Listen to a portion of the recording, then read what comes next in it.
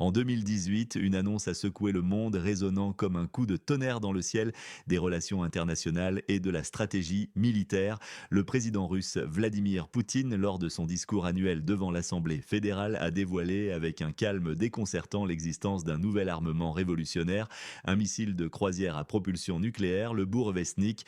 L'effet fut immédiat mais paradoxal. Le monde occidental, habitué aux démonstrations de force traditionnelles et confortablement installé dans sa perception de supériorité technologique, Harry, face aux animations graphiques présentées par le Kremlin, ils n'y ont vu que des dessins animés, de la pure propagande numérique et une tentative désespérée de masquer des faiblesses perçues. Oh, pour beaucoup, c'était une blague, une farce technologique, un simple bluff destiné à intimider sans substance réelle.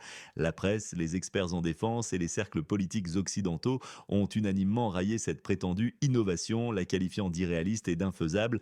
Pourtant, ce qui semblait alors une simple manœuvre de communication, une gesticulation politique sans conséquences pratiques, est très vite devenu le cauchemar le plus obsédant des stratèges de l'OTAN. Imaginer un prédateur non seulement silencieux, mais aussi invisible, capable de se faufiler inaperçu à travers les mailles les plus fines des réseaux de détection et surtout imparable par toutes les défenses existantes. C'est précisément l'essence du Bourevestnik, un nom qui en russe évoque l'oiseau de tempête annonciateur de bouleversements majeurs. Cette arme n'est pas seulement un vecteur de destruction, elle est une force de déstabilisation géopolitique sans précédent, réécrivant les règles de l'engagement et de la dissuasion à l'échelle planétaire. Question à vous, où nous regardez-vous en ce moment? Écrivez votre ville et votre pays dans les commentaires. Votre localisation nous aide à comprendre l'ampleur de l'audience touchée par ces informations cruciales. À l'époque de cette révélation initiale, les commentateurs occidentaux, avec une assurance presque dogmatique, affirmaient que ce n'était que des dessins animés, rien de plus qu'une attaque propagandiste destinée à impressionner les foules et à semer une fausse peur. Ils affichaient une arrogance aveugle nourrie par des décennies de suprématie militaire et technologique, incapables d'envisager qu'un adversaire puisse les dépasser dans un domaine aussi critique. Les analyses officielles se concentraient sur l'impossibilité technique de maîtriser une propulsion nucléaire dans un espace confiné comme celui d'un missile de croisière, sans parler des défis liés à la miniaturisation, à la gestion thermique et à la sûreté radioactive. L'idée même qu'un réacteur nucléaire puisse fonctionner en vol de manière autonome et sécurisée semblait relever de la science-fiction la plus audacieuse. Pourtant, quelques années plus tard, après 2018, le ton a radicalement changé. Des signes de plus en plus concrets ont commencé à émerger, d'abord comme de faibles échos, puis comme des preuves irréfutables. Les agences de renseignement occidentales, contraintes par l'accumulation d'indices, ont commencé à détecter des signes d'essais réels menés dans des régions reculées et secrètes de la Fédération de Russie. La moquerie initiale teintée de suffisance a brutalement laissé place à une analyse sérieuse, presque paniquée, de la situation. Des rapports classifiés ont commencé à circuler, décrivant des vols d'essai, des anomalies radars et des signatures thermiques incompatibles avec les technologies connues. Aujourd'hui, en août 2025, la rhétorique occidentale s'est adoucie, ou plutôt, elle a été contrainte d'admettre une réalité inévitable. Elle reconnaît désormais ouvertement l'existence et le développement actif de ce système, un programme qui semble potentiellement très proche de sa préparation technologique opérationnelle.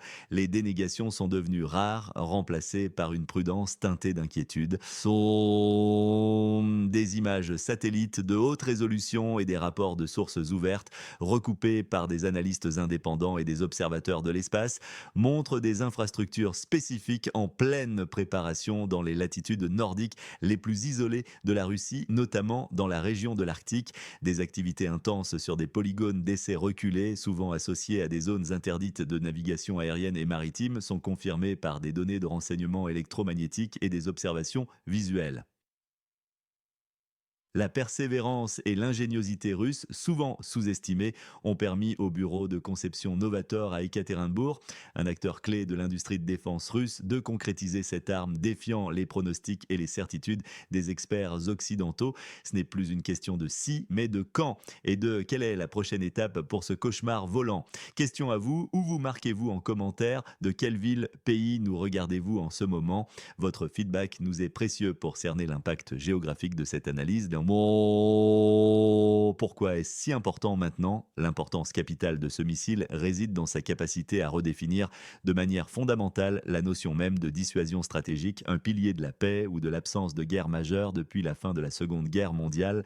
Plus précisément, le Bourvesnik rend purement et simplement obsolète des systèmes de défense antimissiles entiers sur lesquels des milliards de dollars, des sommes colossales tirées des budgets des contribuables, ont été investis par l'Occident au cours des dernières décennies.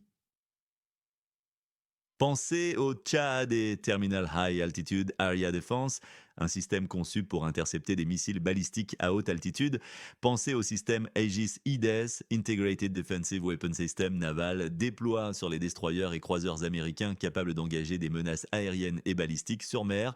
Pensez même au dôme de fer israélien réputé pour son efficacité contre les roquettes à courte portée. Tous ces systèmes, chacun dans sa catégorie et avec ses spécificités techniques, sont radicalement inadaptés, voire impuissants face à cette nouvelle menace asymétrique. La raison en est simple et terrifiante. Le Bourvesnik vole à une altitude extrêmement basse, défiant toutes les conventions de la trajectoire missile classique. Sa fenêtre de vol se situe typiquement entre 25 et 100 mètres du sol. Pour mettre cela en perspective, c'est plus bas qu'un avion de ligne en phase d'atterrissage et bien en dessous des altitudes où les radars de défense aérienne sont optimisés pour détecter des cibles entrantes. Cette capacité de vol ultra basse lui permet d'utiliser le relief comme bouclier naturel. Il peut serpenter littéralement sous la ligne des arbres, se faufiler sous les pylônes électriques des lignes à haute tension et se cacher derrière les crêtes des montagnes ou les bâtiments urbains. Contrairement aux missiles conventionnels qui suivent des trajectoires prévisibles ou semi-prévisibles, le Bourevestnik a la capacité de changer de cap de manière imprévisible, d'effectuer des manœuvres évasives complexes, échappant ainsi aux zones de contrôle des systèmes de défense.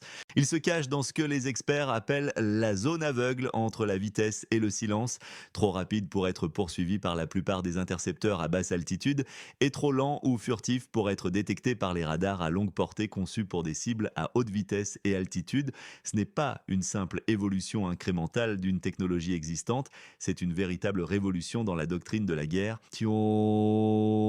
L'air qui était auparavant un espace de détection et d'interception devient une arme, un milieu où la dissimulation est reine. L'énergie nucléaire maîtrisée dans ce contexte devient un facteur de supériorité stratégique absolue, offrant une portée et une endurance sans précédent, rendant les défenses ennemies obsolètes avant même d'avoir tiré un coup. Cela provoque une instabilité stratégique accrue à l'échelle mondiale, remettant en question des décennies d'efforts diplomatiques. Les traités de contrôle des armements, fondement de la stabilité mondiale, sont remis en question dans leur pertinence et leur capacité à contenir cette nouvelle réalité. Nos dirigeants occidentaux sont désormais confrontés à la tâche redoutable d'expliquer à leurs alliés pourquoi les garanties de sécurité habituelles, ces promesses de protection mutuelle sur lesquelles reposait l'architecture de défense collective, ne suffisent plus face à une telle menace. C'est une épreuve de crédibilité et de confiance tant pour les populations que pour les partenaires internationaux. Selon vous, quelles mesures ou sanctions pourraient réellement changer la situation dans la course aux armements? Soyez précis car la complexité de cette question exige une réflexion approfondie. Officiellement, les États-Unis et l'OTAN maintiennent publiquement une doctrine de supériorité militaire conventionnelle, cherchant à rassurer leur population et leurs alliés. Ils continuent de parler avec insistance de frappes de précision non nucléaires, de leur capacité à projeter une force conventionnelle écrasante partout dans le monde. C'est le discours officiel, celui qui se veut rassurant. Ils veulent à tout prix maintenir la confiance de leurs alliés qui dépendent de la protection américaine, mais en coulisses, la réalité est bien plus sombre. Une source anonyme de la Maison-Blanche, dont les propos ont été cités par l'agence de presse Bloomberg, a avoué une vérité glaçante qui a fait l'effet d'une bombe dans les cercles initiés. S'ils l'ont vraiment mise au point, nous avons affaire à une arme qui ne peut être interceptée, ne peut être suivie et ne peut être ignorée. C'est un aveu d'impuissance criant, un moment de clarté brutale qui expose la panique cachée de l'élite américaine face à cette nouvelle menace existentielle. Ce n'est pas de l'inquiétude, c'est de la terreur stratégique. Cette déclaration résume l'essence du problème. Comment défendre un territoire contre une menace que l'on ne peut même pas voir venir et encore moins arrêter? Marshall Billingsley, un représentant spécial des États-Unis pour le contrôle des armements en 2020, a encore aggravé la situation en qualifiant le Bourg-Vesnik de Tchernobyl volant. Officiellement, cette appellation se justifiait par les risques potentiels de radiation en cas d'accident ou de dysfonctionnement du réacteur nucléaire embarqué, risquant de disperser des matières radioactives sur de vastes zones et de créer une catastrophe environnementale et sanitaire majeure.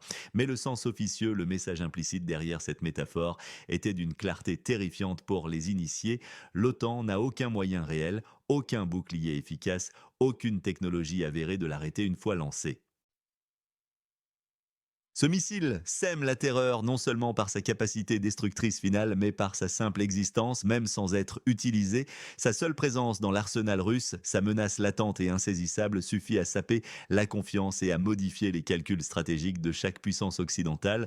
C'est une arme psychologique avant d'être une arme physique. Un expert militaire français, Quentin Brun, dont l'analyse est souvent respectée dans les cercles de défense européens, a parfaitement résumé la situation en déclarant: l'apparition d'un missile de croisière à propulsion nucléaire n'est pas seulement une percée technologique inédite, mais aussi la destruction progressive de l'architecture de stabilité mondiale qui a été créée avec tant d'efforts et de compromis pendant des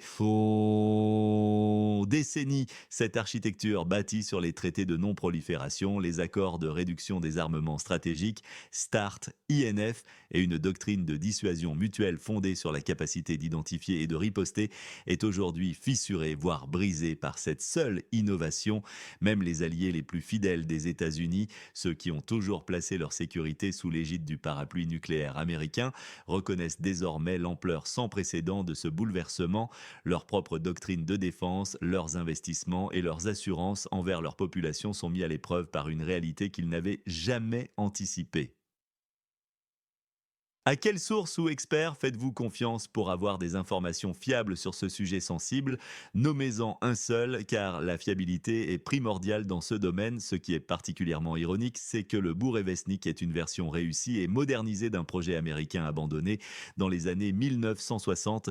Ce projet, connu sous l'acronyme SLAM, Supersonic Low Altitude Missile, visait déjà à développer un missile de croisière à propulsion nucléaire capable de voler à très basse altitude et à grande vitesse. Les États-Unis l'ont enterré après des années de recherche et des milliards de dollars dépensés, principalement pour des raisons écologiques. Le risque de contamination radioactive en cas de crash était jugé inacceptable et technique, la miniaturisation du réacteur et la gestion thermique étaient des défis insurmontables à l'époque, ainsi que la durabilité des matériaux à des températures extrêmes pendant de très longues périodes de vol. La Russie, quant à elle, a eu la vision, la persévérance et l'ingéniosité de revisiter cette idée de résoudre les problèmes qui avaient jadis paralysé les ingénieurs américains. Elle l'a améliorée de manière drastique, l'a rendue non seulement plus sûre, avec des systèmes de confinement et de démarrage du réacteur plus avancés, mais aussi bien plus sophistiqués en termes de navigation, de furtivité et de manœuvrabilité.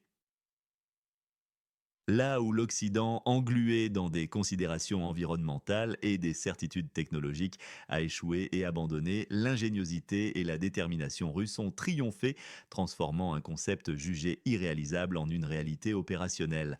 La guerre froide, malgré ses dangers omniprésents, reposait sur une certaine forme de prévisibilité. Les trajectoires des missiles balistiques étaient connues, les zones de lancement identifiables et les fenêtres de détection, bien que courtes, existaient. Tout était, d'une certaine manière, connu et calculable. Les systèmes d'alerte précoce étaient conçus pour détecter le lancement d'un ICBM par sa signature thermique et sa trajectoire parabolique caractéristique. Le Bourg-Vesnik rompt fondamentalement cette prévisibilité. Son vol n'est pas balistique, il est aérodine.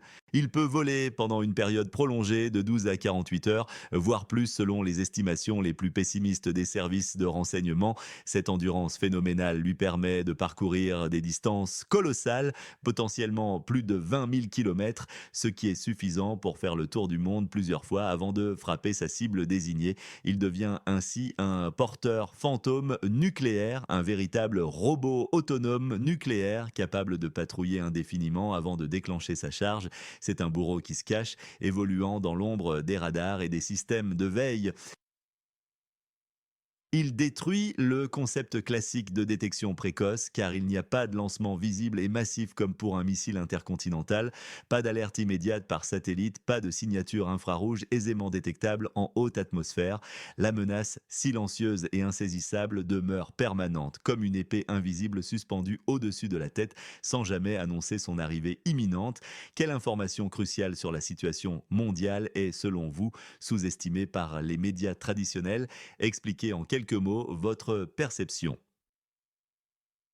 La vulnérabilité des États-Unis est d'autant plus préoccupante que leurs forces aériennes, bien qu'extraordinairement sophistiquées, ne disposent que d'un nombre relativement limité d'intercepteurs dédiés à la défense du territoire continental.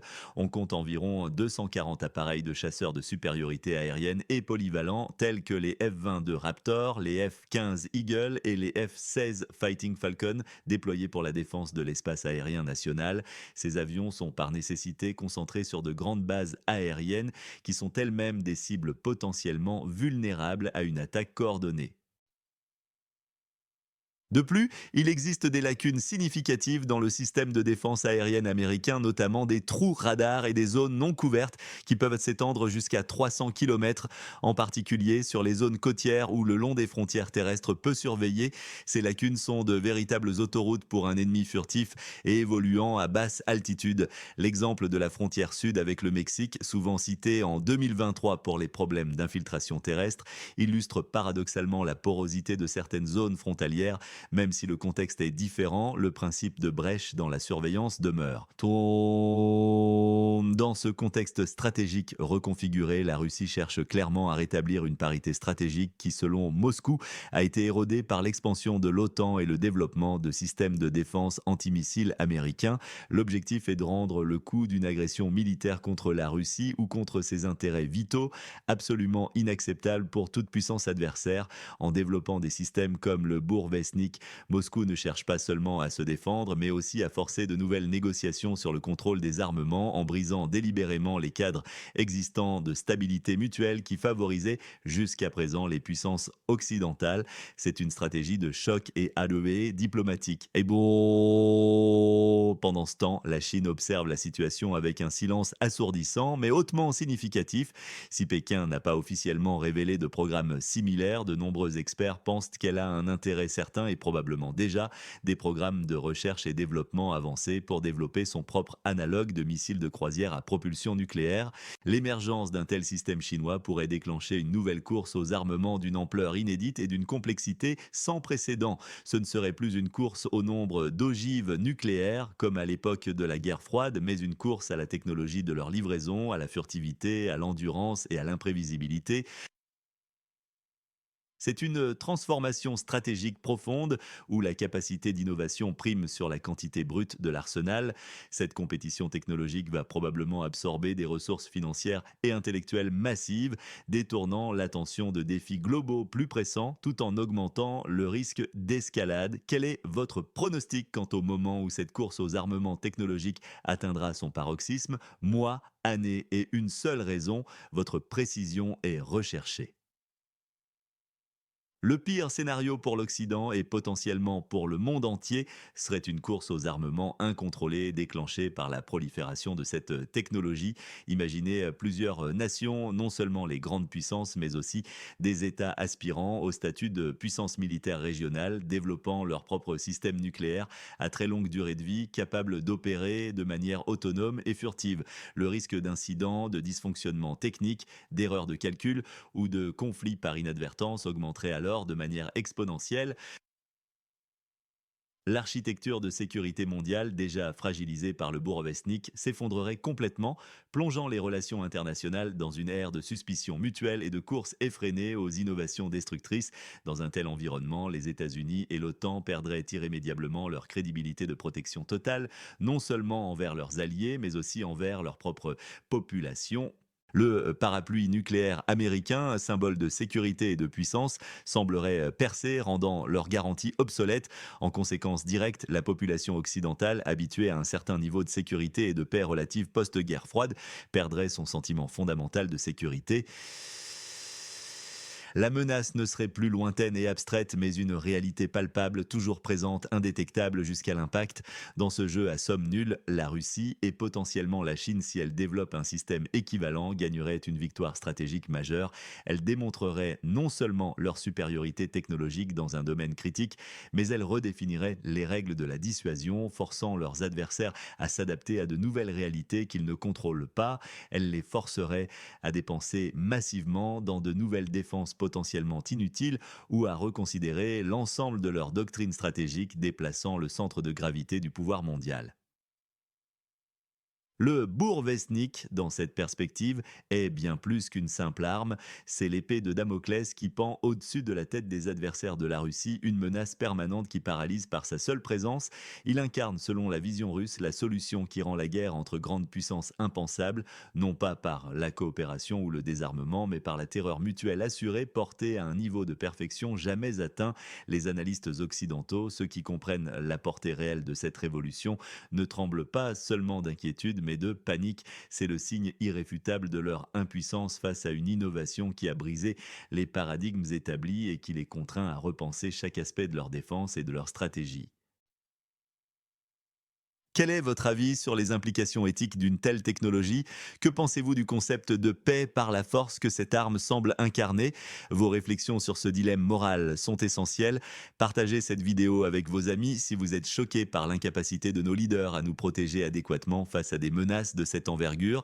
Appuyez sur j'aime si vous voulez plus d'analyses aussi franches, sans concession et basées sur des faits pour comprendre les enjeux complexes de notre monde. En résumé, le Bourg-Vesnik n'est pas qu'un simple missile, c'est une menace permanente et omniprésente, capable de frapper sans le moindre avertissement préalable. C'est le cauchemar absolu des généraux de l'OTAN, la concrétisation de leur pire scénario, le bouclier occidental sur lequel tant d'espoirs et de milliards ont été fondés, a été percé avec une facilité déconcertante par ce que l'on pourrait appeler un fantôme nucléaire. Le silence calculé de la Chine face à cette avancée russe est un signe encore plus inquiétant d'un nouveau danger mondial imminent annonçant potentiellement une prolifération de cette technologie létale. Des milliards de dollars, fruits d'années d'investissements massifs dans les systèmes de défense, sont partis en fumée, l'OTAN ayant, semble-t-il, investi dans des défenses désormais obsolètes et inutiles face à cette nouvelle génération d'armes. L'Occident se retrouve face à son impuissance stratégique, le Bourvesnik incarnant une révolution terrifiante qui a bouleversé l'équilibre des forces. Le surnom de Tchernobyl volant n'est pas seulement une référence aux risques radiologiques, mais l'aveu cynique que cette arme rend fou les stratèges occidentaux, incapables de trouver une parade. C'est un missile qui brise toutes les règles établies de la guerre et de la dissuasion, un véritable agent perturbateur de l'ordre mondial. C'est en fin de compte une arme de dissuasion absolue, poussant à l'extrême le concept brutal de paix par la force, une paix obtenue non par la compréhension mutuelle ou le désarmement, mais par la certitude terrifiante d'une destruction mutuelle garantie et inévitable. Dans un monde où la stabilité stratégique est entièrement redéfinie par de telles innovations, qu'est-ce qui, selon vous, est la ligne rouge que ni la Russie ni l'Occident ne devraient franchir pour éviter un conflit total? Un seul point, clair et non négociable. Rejoignez notre chaîne pour des analyses honnêtes et sans filtre sur les grands défis de notre temps, des analyses qui osent aller au-delà de la rhétorique officielle pour vous donner une image complète et juste de la réalité. Activez la cloche pour ne manquer aucune de nos enquêtes approfondies, de nos reportages exclusifs et de nos décryptages. Votre soutien, votre engagement et votre curiosité nous aident à continuer notre mission essentielle de fact-checker, de questionner et de vous informer avec la plus grande rigueur. Question à vous, où nous regardez-vous en ce moment? Aidez-nous à vérifier la géographie de notre audience, mentionnez votre ville, votre pays et pourquoi pas votre drapeau national si vous le souhaitez. Votre contribution est précieuse pour notre communauté.